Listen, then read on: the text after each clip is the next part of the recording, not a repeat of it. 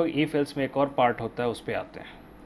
If else में condition ना और बढ़ सकता है, ठीक है, कंडीशन और बढ़ सकता है, इट मीन्स कि मोर देन वन कंडीशंस लगाना हो, ठीक है। उसके लिए होता है if L if. Other language अगर आप पढ़ते हो तो वहाँ पर एल्स इफ़ होता है, एल्स इफ़, ओके। और ये एलिफ जितना चाहे उतना हो सकता है, डिपेंड करता है कब आपको इसका यूज़ है। जब बहुत सारे कंडीशन लिखने हो, ये कंडीशन नहीं मैच किया तो इसको चेक करेगा, ये नहीं मैच किया तो फिर इसको चेक करेगा, कोई नहीं मैच किया तो एल्स वाला प्रिंट कर देगा, ठीक है। ये नहीं मैच किया, सपोज़ ये वाला कर गया, तो फिर इसके अंदर जाएगा, इसका स्टेटमेंट रन करेगा और उसके बाद बाहर निकल जाएगा, उसके बाद बाकी किसी के पास नहीं जाएगा, ये इसका काम है। तो यहाँ पर एलसिफ की जगह, बाकी लैंग्वेज में जैसे एलसिफ होता है उसकी जगह एलिफ होता है और उसके बीच में कोई स्पेस नहीं होता है, ठीक है। तो ये भी आपका ईफ का ही अगला पार्ट है, ऑलराइट। तो अब किस टाइप के क्वेश्चन में आपको इसका ज़रूरत पड़ेगा, तो हम लोग उस क्वेश्चन को डील करते हैं, ओके। तो चलिए let's move to the another question. हम लोग यहाँ पर फ्रेश फाइल एक ले लेते हैं नया। इस बार हम लोग एलिफ कॉन्सेप्ट को समझना है, तो उसके लिए मेरे विचार से सबसे अच्छा एग्जांपल हमारे लिए होगा maximum out of 3 integers. Maximum out of 3 integers. अभी हम लोग 2 इंटीजर्स बनाए थे, तो उसमें तो क्लियर है कि ये होगा नहीं तो ये होगा, बट जब 3 हो गया तो आइदर ए होगा और बी होगा और सी होगा, तो इसका मतलब 3 कंडीशन लगेगा।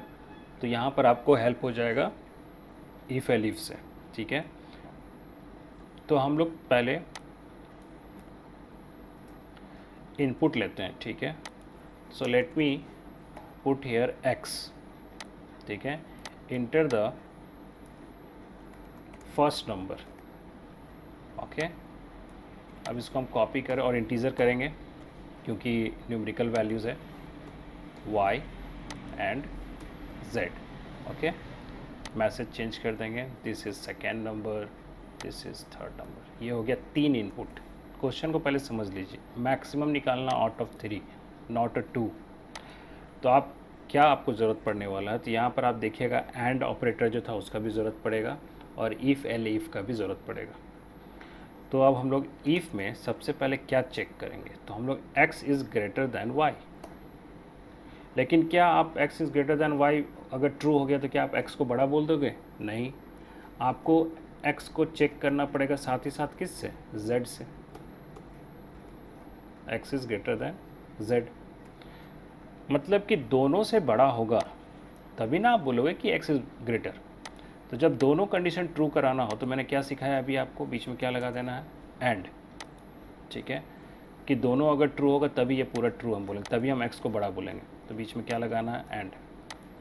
तो अब हम लोग यहाँ पर एंड लगा दिए। अगर ये मैच कर गया तो अंदर लिख रहे हैं, कॉलन साइन देके अंदर करके लिख रहे हैं प्रिंट में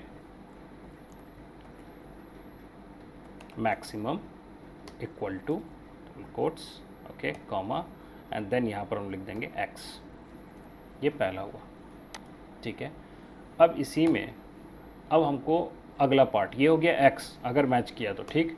अब सेम यही y के साथ करोगे तो हम लोग यहाँ लिखेंगे एलिफ। किस लाइन में लिख रहे हैं ठीक से देखिए, मैं अंदर नहीं लिख रहा हूँ, ऐसे ऐसे नहीं लिख रहा हूँ अंदर, है ना। हम लोग ईफ के लाइन में लिखेंगे। ये शुरुआत में इनिशियल स्टेज में बहुत लोगों को गलती होता है, तो ये आप लोग इसीलिए मैं बार बार करके दिखा रहा हूँ, इंडेंटेशन फॉलो करना है थोड़ा सा।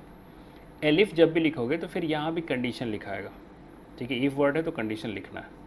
तो आप क्या कंडीशन लिखोगे, तो आप लिखोगे y is greater than x and and D and y is greater than z, simple, ये लिखते आप।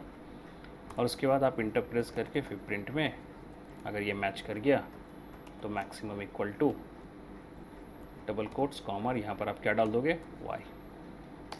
ये हो गया एलिफ पार्ट। और अगर ये भी मैच नहीं किया तो क्लियर पॉइंट है कि z बड़ा रहा होगा, ठीक है। तो उस केस में आपको एलिफ लिखने का ज़रूरत नहीं है, आप क्या लिख दो? एल्स पार्ट, कि ना x वाला मैच किया ना y वाला किया, तो क्लियर सा पॉइंट है z बड़ा है तभी तो मैच नहीं किया। तो इसीलिए आप एल्स पार्ट में सिंपल चला जाएगा उस केस में, और मैक्सिमम में क्या लिख देंगे? z। तो आप देखो हम लोग इतना इतना लिख तो देते हैं बट रन कोई एक ही करेगा, या तो ये प्रिंट होगा या तो ये प्रिंट होगा या तो ये प्रिंट होगा, ओके। तो पहले हम लोग इसको रन करा के देखते हैं कि प्रिंट क्या हो रहा है, फिर हम लोग आगे समझते हैं इसको।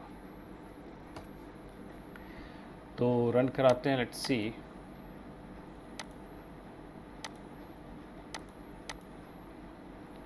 Alright, so let me put here 56.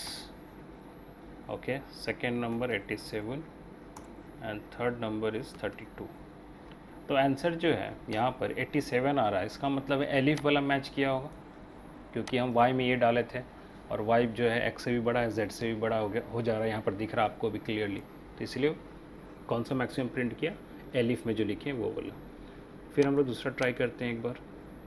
In that case we just put here 65,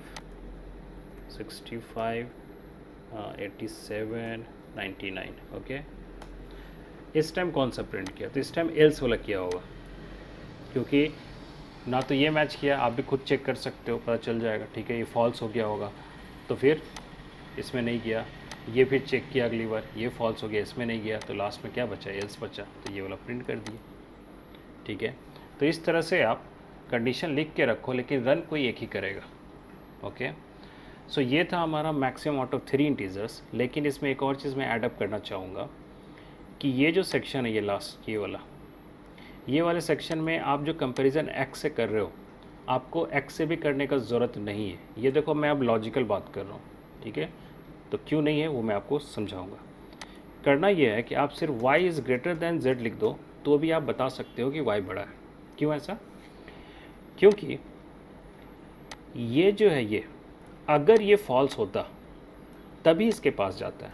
मान लो ये यहीं पर ट्रू हो गया, तो ये वाला नहीं प्रिंट करेगा, ये वाला प्रिंट करेगा। ठीक है, आप जो यहाँ लिखते हो, मैं अगर यहाँ पर वैल्यू डालूँ तो क्लियर है 34 डाल रहे हैं। ये क्या हुआ, हम लोग डालते हैं सपोज़ 99, 67, 43। ओके, तो आंसर 99 आ रहा है। इसका मतलब है कि इस पार्ट में नहीं गया, आगे नहीं बढ़ा, ये वाला बस ट्रू हो गया। ठीक है, तो ठीक से समझिए इफ एल्स का मैकेनिज्म क्या है कि अगर ये पूरा ट्रू है तब तो ये वाला प्रिंट किया, और ये अगर प्रिंट किया तो बाकी किसी के पास वो नहीं जाता है, सीधे प्रोग्राम ख़त्म हो जाता है। तो अगर गया होता तो फिर हो सकता है ये भी कहीं प्रिंट कर दे, ये भी कर दे, तो नहीं जाता, किसी एक बॉक्स में जाएगा। तो अगर ये फॉल्स है किसी भी कारण से, x हो सकता है y से छोटा हो, या हो सकता है z से हो, या हो सकता है दोनों से हो, व्हाटएवर, किसी भी रीज़न से अगर ये फॉल्स है तभी ये इसके पास जाता है चेक करने। ठीक है, तो जब इसके पास गया चेक करने, तो इसका मतलब क्लियर है कि x बड़ा नहीं है, तो फिर x से चेक करके हम क्यों कंप्यूटर से मेहनत करवाएं। हम इससे पहले जो लॉजिक लिखे थे वो भी परफेक्ट था, ठीक है, बट अभी हम क्यों कंप्यूटर से उतना मेहनत करवाएं, है ना, कि जब उसके बिना भी काम हो जा रहा है। तो हम लोग को यहाँ पर कोई ज़रूरत नहीं है y ग्रेटर दैन x लिखने का, क्योंकि इसके पास अगर आया है तो क्लियर है कि यहाँ से होके ही आया है, और यहाँ पर किसी कारण से फॉल्स हुआ है, तो x अब मार्केट में नहीं रहा, तो x से कंपैरिजन करने का ज़रूरत नहीं है। तो इससे पहले जो हम लिखे थे वो गलत नहीं था, बट वो कंप्यूटर से हम एक्स्ट्रा मेहनत करा रहे हैं, तो अगर उसके बिना भी काम हो रहा हो तो हम क्यों नहीं हटा दें, है ना।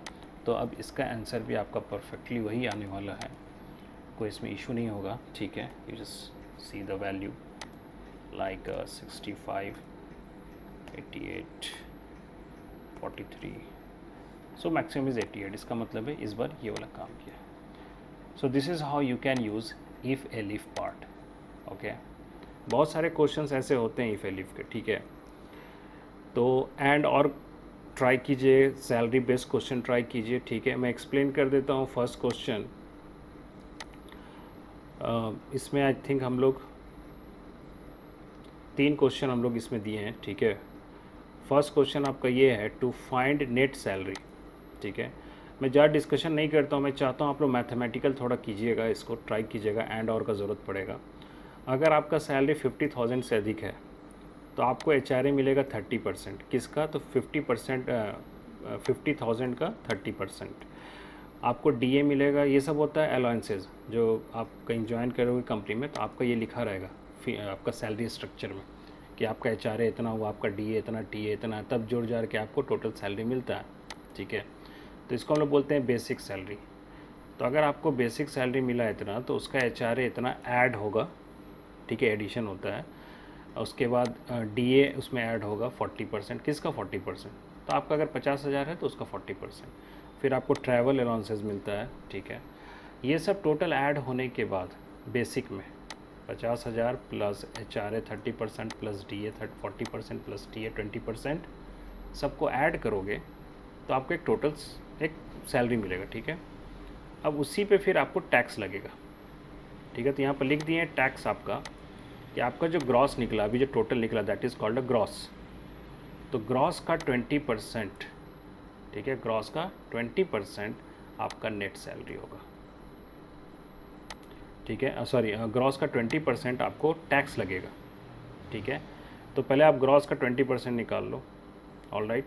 और उसके बाद ग्रॉस माइनस जो 20% करके निकला उसको माइनस कर दो, तो आपके हाथ में इतना आएगा। नहीं, आपका मान लो जोड़ जाड़ के 70,000 हुआ, और फिर 70,000 का आप 20% निकालो मान लो, ठीक है। तो आई थिंक हो जाएगा 20% 24,000, ठीक है। तो इसका मतलब हुआ कि आपका 70,000 में से 24% क्या हो जाएगा, हट जाएगा।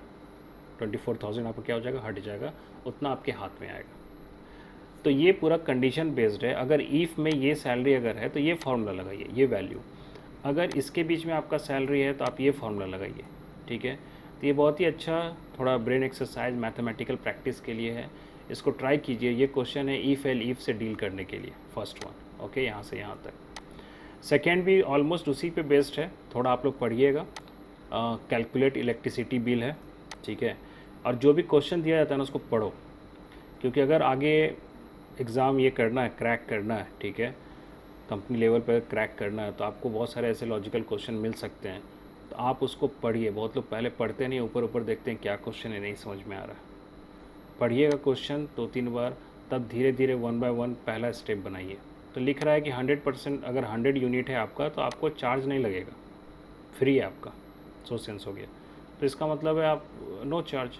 बट अगर आपका जो है नेक्स्ट 100 यूनिट पे जो है, मतलब कि आपका 150 अगर यूनिट उठा तो 100 यूनिट पर तो चार्ज नहीं लगेगा, बट जो 50 यूनिट एक्स्ट्रा उठा उस पर आपको हम 5 रुपये के हिसाब से लेंगे। तो इसका मतलब मैथ लगाओ, 50 × 5 है ना। तो इस पर भी ईफ एल ईफ का यहाँ पर यूज़ होना है। तो देखिए, थोड़ा ट्राई कीजिएगा, ठीक है। एक बार कोशिश कीजिए, फिर तो मैं ही बता ही दूँगा। सेम वैसे ही है ये वाला क्वेश्चन, ठीक है। तो एक बार देखना है इसको, मैं इसका डिस्कशन नहीं कर रहा हूँ, मैं आगे के सेशंस में बता दूंगा। बहुत सारे ऐसे क्वेश्चंस होते हैं ईफ एल ईफ का, ये सब क्वेश्चन होता है खासकर हम देते हैं आपके ब्रेन एक्सरसाइज के लिए, ठीक है। जितना लॉजिकल कीजिएगा उतना आपको आगे धीरे धीरे मज़ा आएगा, और कोडिंग में आप आगे सर्वाइव कर पाएंगे। कंपनी में सिर्फ प्लेसमेंट मैटर नहीं करता है, कंपनी में आपको सर्वाइव भी करना आगे, ठीक है।